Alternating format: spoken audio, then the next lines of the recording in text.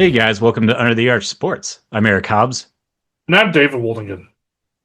It's time for us to preview Mizzou and Oklahoma. Tough trip to Norman. We'll see what happens. Maybe Mizzou can spoil the playoff hopes of the Sooners. We'll see. Before we start with this one, please, guys, subscribe to the YouTube channel and find us on Facebook, Instagram, X, and Spotify. Leave us a comment, your score prediction. See what y'all think. One other thing. Under the Arch Toy Drive is underway. We're over $400 now, guys. That's awesome. We're still trying to get to 1,000. We need your help to get there. So, hey, check out the link in the description below. And thank you all in advance. We're getting some St. Louis kids some gifts for Christmas. That's what we're all about here. All right, David. I think the first idea to talk about with Missouri has to be Eli Drinkwitz and the whole coaching situation. Do you think it's going to be a big distraction for this team? No, I There you go. don't. Yeah, I kind of don't either, honestly. And I'm not to get too much into it, but I think they know what they're up against Oklahoma, so they're going to be 100% focused on that. Not to mention, Drink has a big decision possibly coming up based on who he's going to start as our starting quarterback in this game. Uh, he had And that, mentioned it. He had mentioned at a presser that they were going to keep an eye on Peribula and see how he progresses and what the doctors say. But all indications were that he could have had a shot at maybe playing last weekend too. So it's going to be interesting to see how they handle that situation. yeah, and I don't know. It seems like it's genuine uncertainty instead of gamesmanship. Of yeah, my guy got a scrape, so I'm going to list him as questionable on the availability report every day until game time. It definitely caught everybody off guard that he was even out there running on Saturday in warmups. That was not expected for a few more weeks. So that creates the air of uncertainty of okay, is he actually ready? And maybe they're going to try to get him out there just because this is a tough ask for Matt Zollers at quarterback, going on his third career start, fourth game ever of meaningful action for the true freshman at Oklahoma, and maybe the best defense in America. Yeah, 100%. If they could get Peribula out there, he's a better passer, just has more poise. He's played in big games before. I know when he was with Penn State, he played in Wisconsin.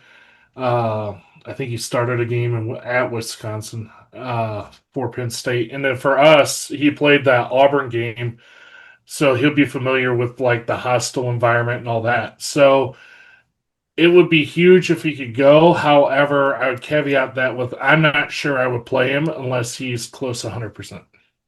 Well, and part of the reason for that is Zollers has enough mobility to keep a play alive, to extend a play. Bo Perbula has the mobility to make a play. And I think that is a big difference. And it's something that, well, he's got to be healthy enough to have that at his disposal. If he can go, it is gigantic for Missouri, just because hey, this is an Oklahoma defense that is really really good. As I said, maybe the best complete defense in the entire country. I would We saw what argue, Auburn did to Missouri. We saw that, and it was brutal. Eric, I would argue that Zollers does have the ability, like Peribula, to make plays with his legs. I think Mizzou has been very cautious with giving him the green light to run just because there's nobody left to back up. Well, and you know what? That at this point we'd be getting into semantics. I do think Perbula's legs are more of a weapon than Zoller's, regardless of holding him back. I think there's just a higher ceiling there. Either way, having Perbula healthy enough that you could run Zollers Mhm. and have a viable backup, it's important, if nothing else, for that. Now, they're going against the Oklahoma defense that has the second most sacks in America. A&M has the most. Through 10 games, Oklahoma has just one fewer. 38 to 37, I believe. So 37 sacks in 10 games, 3.7 a game there for because I'm a math genius. You know, and that's against Missouri's offensive line, which we've seen is not very good at pass protection. That interior, I'm worried. Yeah, I don't care who you're starting. It's going to be a rough game. The play calling has to help out if you're going into the passing game. Yeah, And they can't do what they did against Texas A&M. They just can't. That was not great. You have to figure out a way to get whoever's back there time to throw the ball. Um, Make no mistake, I think if they have time, either one of them can find open guys. It's just a matter of they're running for their life the moment the ball snapped because, as you said, that interior is so suspect that they kind of have to do that. So, like, I don't know if that's the screenplays which Mizzou never runs. Uh, I would say play action, but I've only seen one or two play action plays, and it's the same one over and over again. yeah, So I don't even know what you would do, quick outs, things like that. But then you're not getting open receivers because then you fall into that predictability of your passing routes, things like that. So they're going to have to take a cold hard look at that and how to take the pressure off the lineman. And quite honestly, I thought Mississippi State kind of gave a preview of what they should do, and that was after the turnover, they did that hurry up offense and had our defense all over the place, scrambling and guessing. I think one way to help the offensive line is run a hurry up offense like that, especially if you're using the passing game. 100%. You know, I'm going to harp on it every time that it's an issue, which is anytime Missouri plays a legitimate defense. When you have an overmatched offensive line, tempo can help negate that. We saw that going back 10 years almost with Barry Odom when Josh Heupel was the offensive coordinator. Uh, Early Drew Lock years, super fast tempo. Yeah, they went three and out in about 30 seconds sometimes, but they also scored. And that tempo can wear a defense down. Now, the flip side of this, if Zollers has to go and Prbula's not ready, frankly, I throw that out the window. And I'll be honest, I would not snap the ball with more than 5 seconds on the play clock all day. Mm. And the reason for that is that if you're letting that much clock just drain, there are fewer total plays in the game, obviously, right? What that means, Matt Zollers has to make fewer plays for Missouri to have a chance.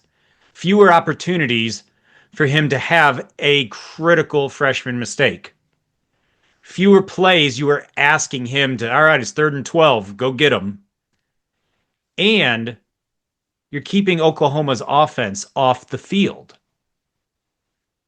You know, when you are outmatched talent wise, which I would argue Missouri is, more plays is not something you want. You want a short game. So even with Prbula, I'd be patient and I'd take my time. Well, and to Zoller's Maybe you go tempo and spurts, try to catch them off guard. But I'd be very patient. to Zoller's credit, he has shown improvement from the A&M game to the Mississippi State game. Some of that might be a lesser defense that he was Yeah. going up against, but the fact that he showed gains is still a positive sign, and some of that's just getting the game time experience that he needs anyway. So, Yeah, and yes, 8 out of 15 against Mississippi State is not great, but there are technique things that you saw progress on.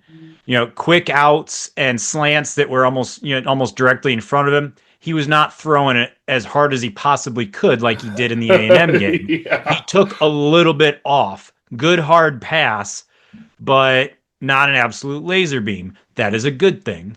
So um, Well, it's no, progress really, and now it's about doing that against Oklahoma and try to yeah, take another step and just see what you got, really.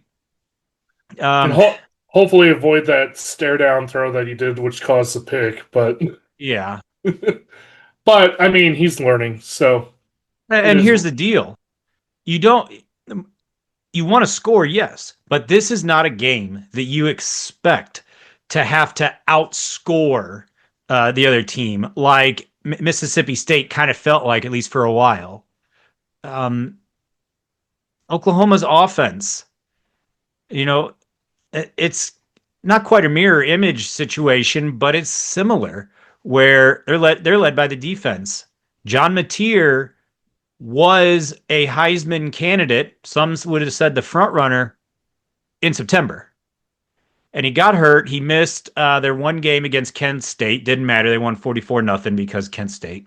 Um, since then, pulling up his numbers, let's see here. His first game back was the Texas game. 20 out of 38 for 202 yards, no touchdowns, 3 picks, 6 points. And, one touchdown against South Carolina, 18 for 26, 150. He hasn't thrown for more than 223 yards since he came back from the injury. He has thrown a total of 2 touchdown passes. Yeah, wow, I had to go back and look at that. He's thrown a total of 2 touchdown passes since his hand injury, and he's thrown 4 picks. Uh, yeah, 3 out of the 5 games he hasn't reached 200 yards passing. So similar to how Bo Pribula in September looked great. Yeah, similar situation where Mateer looked like a Heisman frontrunner. Pribula looked good. They have both fallen off against more legitimate SEC defenses. I think Mateer has been better than Bo Pribula, but maybe not by as much as you might expect. And that's something where, hey, if you can just not give up explosive plays, which Missouri's done pretty well at, especially in SEC play, make Oklahoma have sustained drives. Yeah, you like your chances to hold their offense to a reasonable score, which is why everyone is picking a rock fight for this kind of a game, and the over under is 42 points. 7-3, baby. Yeah, that 42 points I think is high. I think 42 points is too much. I really especially, do. especially with both defenses, I agree. And what that means is when points are at a premium, and gosh, I think 20 points wins this game. Turnovers.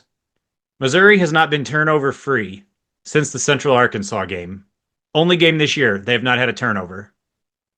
Last week in their win in Tuscaloosa, Oklahoma +3, I believe it was. 3 turnovers anyway. Missouri, I don't think Missouri can lose the turnover battle and win this game. Yeah, I wholeheartedly agree. I also think that they need to get the run game going. I know it's going to be very hard. I know it's going to be very hard because Oklahoma's going to focus on that and dare Mizzou to pass the ball. But if they could get Hardy to go, unlike they did against Vanderbilt, Bama, and Texas A&M, for whatever reason, they just abandoned him half the time, which I don't understand. But if they can get him the rock, feed him the rock, and just let him go to work, and if he can even do half of what he did against Mississippi State, it will go a long ways to help this offense. Oh man, it'd be enormous. I think in this sort of game, I almost don't think Missouri has a choice but to run Hardy on the very first play. And honestly, I'd be throwing like a tunnel screen. I'd throw 4 or 5 of them. Uh, maybe get Norfleet on a screen, or better yet, Norfleet blocking, paving the way for Kevin Coleman. I like that trips left quick screenplay that they always do. I think it was Coleman who would step up. They look like they're going to the outside, but he cut the ball off and just cut in like a tunnel screen. I haven't seen him run that in a while. I'd like to see them use that play. Yeah. Or honestly, throw the ball in the general direction of Donovan Alubade. Yeah, no joke. Good things happen. That catch he had was ridiculous. Oh, I think don't don't kind of have a bias towards your more experienced guys. Lean on the most talented players. That's a Lubide. I would absolutely throw something 20 yards down the field and just let him go to work. If there's one especially area, if there's one especially one area on where one. Oklahoma's defense is not elite, it's pass defense. So if the offensive line can give Zollers, presumably, maybe Pavula, whoever, get the quarterback any sort of time, it's not like they're Swiss cheese. They are 37th, which is that's pass defense 37th, which is comparably horrible, but still pretty good. Um, you take your chances because got it on the ticker. What Oklahoma's what fourth in run defense? For Yeah. reference, Auburn was 10th. Auburn's ranked 10th. And we saw what Auburn did to Missouri's offensive line. Oklahoma has the most tackles for loss in America. They got more than 100. So it cannot be slow developing. You got to hit the hole, and man, you quick outs. And I Well, think more than anything, shorten the game. if they choose to stack the box too, you're going to have one on one on the outside. That's where you could let these talented receivers go to work if you can get the ball to them. Yeah. So David, with that, let's talk some. Let's talk some picks. Last week, both got wins on the season. Check this out.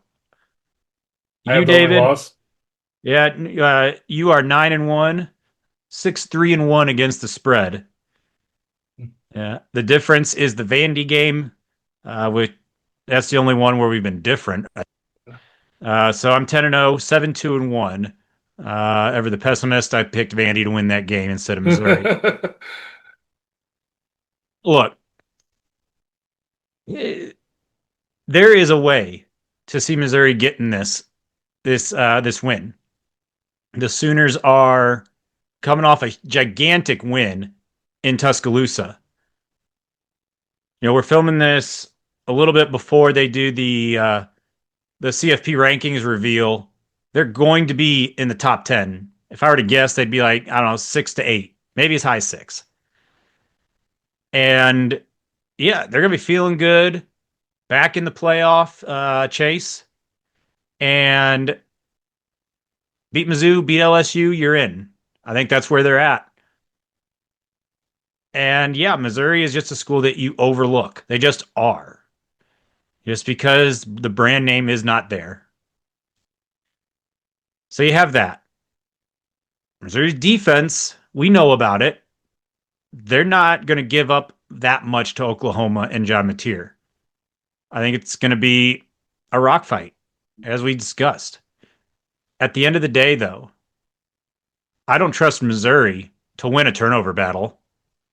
And you can't win when you're losing the turnover battle and you've got either Bo Pribula at less than 100% or Matt Zollers making his first ever road start in a very hostile environment. That's that's a recipe for ugliness. Ugly game all the way around. Ugly result for Missouri.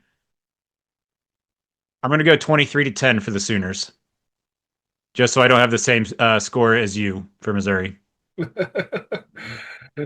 So, yeah, I don't think Mizzou's going to win this one. I do think I am interested to see Zollers on the road again because when he was at Vandy and he was thrown in the game, like they couldn't make changes and things like that because first he came in off the bench and they wanted to make things simple for him, but he seemed much more poised in that game with how he was running the offense, and I think some of that had to do with being on the road. There was no pressure around him, partly because he was thrown into that game.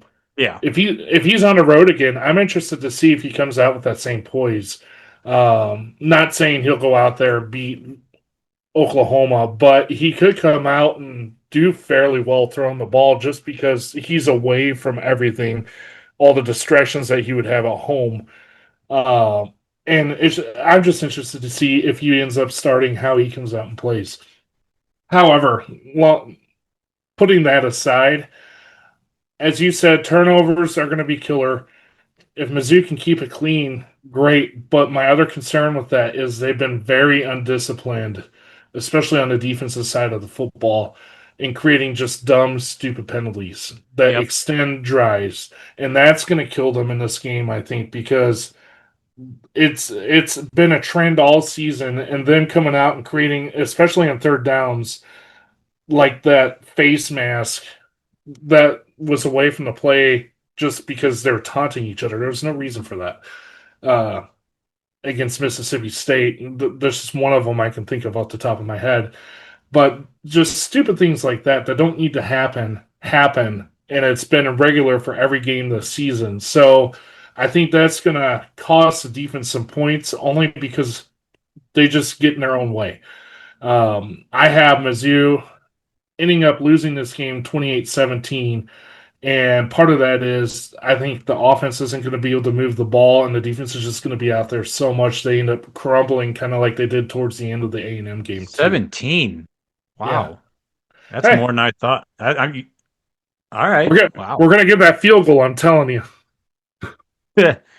We hit the And you post. know, We hit the I post last week. We're gonna get that field goal. I think Missouri's defense in the first half is going to hold, but I think there's going to be a lot of 3-and-outs for Missouri, and it's going to be kind of like the A&M game, where at the end of the day, the defense just kind of breaks finally. And I think that's when Oklahoma's going to start getting yards, getting chunk plays, and that's when they'll pull away. When it's going to come off a turnover or some type of penalty, it's just something that just breaks the back, Yep. and the team will lose focus a little bit. Not that they're trying to; it's just the exhaustion because of how perfect they have to play. It's going to cause them to lose focus, and then something's going to break free. It's just something that I got a feeling is going to happen, just because the offense won't be able to sustain drive. So that's where I'm thinking on that one. Yeah, I Hopefully, could definitely see this being like a 13-10 game. And then Missouri just does absolutely nothing the rest of the day, 23-10 Oklahoma, as they finally figure some things out. yeah. On a side note, it could be one of those. I go back to the Nebraska game where it's just pure defense all game. That 5 inch rain monsoon that happened, where all it Uh, was defense until Ndamukong Suh ruined. Was it Gabbert? Blaine Gabbert, yeah. Yeah, yeah. Uh, but I could see a game like that happening too, just because neither offense is that. I'm not going to say capable because they're both capable, but I think against the defenses they're going up against, neither offense is going to really have a ton of success. So it Yeah. definitely is going to be a barn burner for sure. Yeah. 42 points, too much. Uh, anyway, if somehow Mizzou gets the win, it'll be interesting to see if playoff talk picks up again. I know it'll be very slim if it happens, It but you would never take know. carnage in front of them. And I'm all about carnage. But until then, we'll keep you updated with all things Mizzou, so please stay tuned and keep watching us.